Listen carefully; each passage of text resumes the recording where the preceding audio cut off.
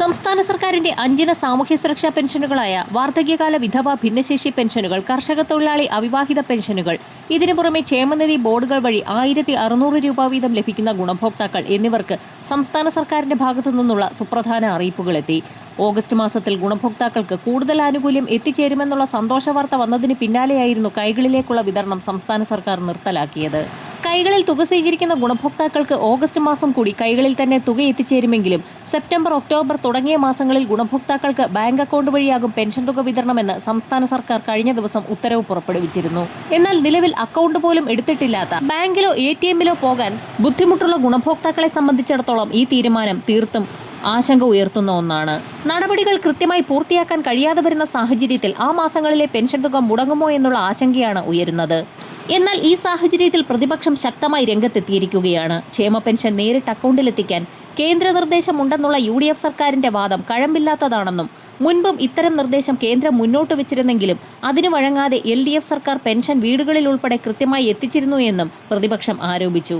ആ സംവിധാനം UDF സർക്കാരിനും തുടരാവുന്നതേയുള്ളൂ. അത് ചെയ്യുന്നില്ലെന്ന് മാത്രമല്ല, കേന്ദ്ര സർക്കാരിനോടുള്ള വിധേയത്വം മൂലം യാഥാർത്ഥ്യം മറച്ചുവെച്ച് പാവപ്പെട്ട പെൻഷൻകാരെ പറ്റിക്കുകയുമാണെന്നും ഡയറക്ട് ബെനിഫിറ്റ് ട്രാൻസ്ഫർ സംബന്ധിച്ച നിർദ്ദേശം പാലിച്ചില്ലെങ്കിൽ കേന്ദ്ര സർക്കാർ നൽകുന്ന സാമ്പത്തിക സഹായം നഷ്ടപ്പെടുമെന്നാണ് സംസ്ഥാന സർക്കാർ ഉത്തരവിൽ പറയുന്നതെന്നും കേന്ദ്ര സർക്കാരിന്റെ DBT നിർദ്ദേശം 2022-23 വർഷങ്ങളിലും വന്നിരുന്നു എന്നും എന്നാൽ LDF സർക്കാർ DBT സംവിധാനം നടപ്പിലാക്കിയില്ല എന്നും അത് സാധാരണക്കാരായ ജനങ്ങളെ കൂടുതൽ ബുദ്ധിമുട്ടിക്കുമെന്നും പ്രതിപക്ഷ നേതാവ് ശക്തമായി തന്നെ സഭയിൽ ആരോപിച്ചു.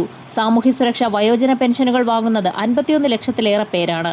9 ലക്ഷത്തിലധികം പേർക്ക് ക്ഷേമനിധി ബോർഡുകൾ വഴിയുള്ള സഹായവുമുണ്ട്. ഇതിൽ 8 ലക്ഷം പേർക്കാണ് കേന്ദ്ര ധനസഹായം. അതും 200 മുതൽ 300 രൂപ വരെയാണ്. 80 വയസ്സ് കഴിഞ്ഞവരാണെങ്കിൽ 500 രൂപ കൂടിയുണ്ട്.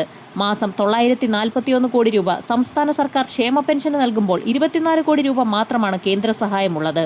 2023 ജനുവരിയിൽ കേന്ദ്രവിഹിതം നേരിട്ട് DBT വഴി ഗുണഭോക്താക്കൾക്ക് നൽകാൻ കേന്ദ്ര സർക്കാർ ഉത്തരവിട്ടിരുന്നു. 8 ലക്ഷം പേർക്കും കേന്ദ്രവിഹിതം ബാങ്ക് അക്കൗണ്ട് വഴി നൽകാൻ ഏർപ്പാടുണ്ടാക്കുകയും ക്ഷേമ പെൻഷൻ വീട്ടിലെത്തിക്കുന്നത് LDF സർക്കാർ തുടരുകയുമായിരുന്നു. സംസ്ഥാന വിഹിതം കേന്ദ്രത്തിന് കൈമാറണമെന്നും കേന്ദ്രവിഹിതവും ചേർത്ത് അക്കൗണ്ടിലേക്ക് നൽകണമെന്നുമുള്ള നിർദ്ദേശവും കേന്ദ്രം മുന്നോട്ട് വെച്ചിരുന്നു. എന്നാൽ LDF സർക്കാർ അതും തള്ളി. 23 ലക്ഷം ഗുണഭോക്താക്കൾ തങ്ങൾക്ക് സഹകരണ ബാങ്ക് വഴി നേരിട്ട് വീട്ടിൽ പണം എത്തിക്കണമെന്ന് താൽപര്യം അറിയിച്ചതോടെ തുക കൃത്യമായി വിതരണം ചെയ്യുകയായിരുന്നു. പ്രായത്തിന്റെ അവശത മൂലം ബാങ്കിൽ പോയി ഇടപാട് നടത്താൻ പറ്റാത്തവരെക്കുറിച്ച് പഠനം നടത്തണമെന്ന് പ്രതിപക്ഷ നേതാവ് പിണറായി വിജയൻ വ്യക്തമാക്കിയിരിക്കുകയാണ്. അവശതയുള്ളതിനാൽ ബാങ്കിൽ ചെല്ലാൻ പറ്റാത്തവരുടെയും കിടപ്പിലായവരുടെയും പെൻഷൻ ബാങ്ക് അക്കൗണ്ടിലേക്ക് കൊടുക്കുന്നത് ശരിയല്ല എന്നും ഫലത്തിൽ ക്ഷേമ പെൻഷൻ പദ്ധതിയെ തന്നെ പ്രതികൂലമായി ബാധിക്കുന്ന അവസ്ഥയിലേക്കാണ് കാര്യങ്ങൾ പോകുന്നതെന്നും കിടപ്പിലായവർ, പൂർണ്ണ ആരോഗ്യമില്ലാത്തവർ, അക്കൗണ്ട് കൈകാര്യം ചെയ്യാൻ പറ്റാത്തവർ തുടങ്ങിയവർക്ക് വീട്ടിൽ പെൻഷൻ എത്തിക്കണമെന്നും എല്ലാ പെൻഷനും ബാങ്കിലേക്കാക്കിയാൽ ചില സാമൂഹ്യ പ്രശ്നങ്ങൾ ഉണ്ടാകുമെന്നും അതുകൂടി പരിഗണിച്ച് വേണം തീരുമാനമെടുക്കാനെന്നും പ്രതിപക്ഷ നേതാവ് പിണറായി വിജയൻ സഭയിൽ ഉന്നയിച്ചു. അടിസ്ഥാന പെൻഷൻ 3000 രൂപയിലേക്ക് ഉയർത്തുന്നതിന് മുൻപായി കൂടുതൽ മാറ്റങ്ങൾ ഉടൻ തന്നെ സംസ്ഥാന സർക്കാരിന്റെ ഭാഗത്തു നിന്നും പ്രതീക്ഷിക്കാം. വരും മണിക്കൂറുകളിലെ സർക്കാർ അറിയിപ്പുകൾക്കായി ചാനൽ സബ്സ്ക്രൈബ് ചെയ്യാൻ മറക്കാതിരിക്കുക.